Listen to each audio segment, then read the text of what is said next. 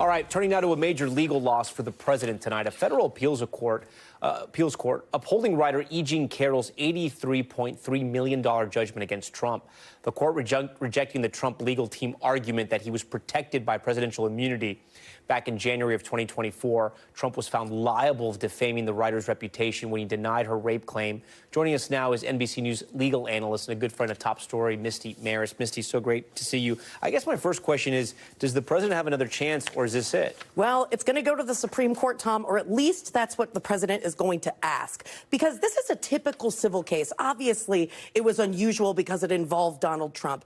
But it's not the type of legal issues that you generally see go to the Supreme Court, except the immunity decision. Remember, landmark decision in 2024 came out, identified where presidential immunity applies, and that's an open question as far as what it means for civil cases for a president. What do you think is going to happen? Do you have any idea in the Supreme Court? Well, I think the Supreme Court... Will they take it up first? I think there's a likelihood that they will take it up because of that very issue. Remember, this relates back to some tweets. He was the president. It was 2019.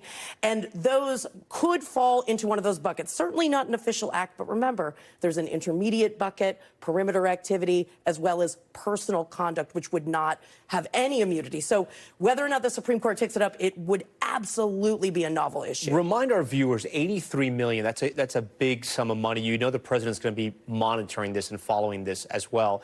Do we know why the damages were so high? So $83 million is absolutely a tremendous amount of money, and it's broken down into two buckets. One is punitive damages, punishment, $65 million, and then 18.3 was for compensatory. That's to make someone who was harmed whole. Now, generally, these types of awards, they're challenged at appeal, and that's what we saw here. He wanted to knock that down, to reduce it. But the court upheld it, and they went and looked at his conduct, and they said it was particularly egregious, and they upheld that punitive damages award. The rule of thumb, Tom, is 3 times a compensatory award is generally upheld. I won't make you do the math on the spot. This is about 3.6, so it's on that high side. There was an argument that it was unconstitutional, but the court looked at the conduct and said this is the type of conduct that warrants that award. And the kind of language that he used during the court case and afterwards, basically saying she's too unattractive for him to have done anything to her, what she was claiming.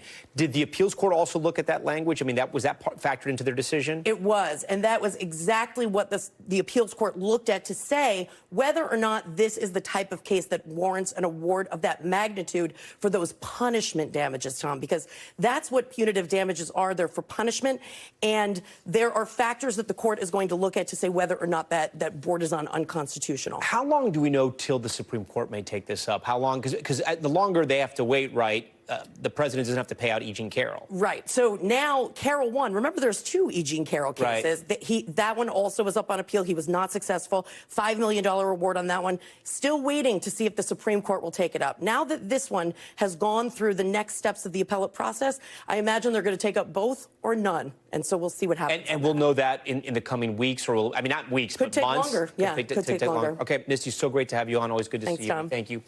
We thank you for watching, and remember, stay updated on breaking news and top stories on the NBC News app or watch live on our YouTube channel.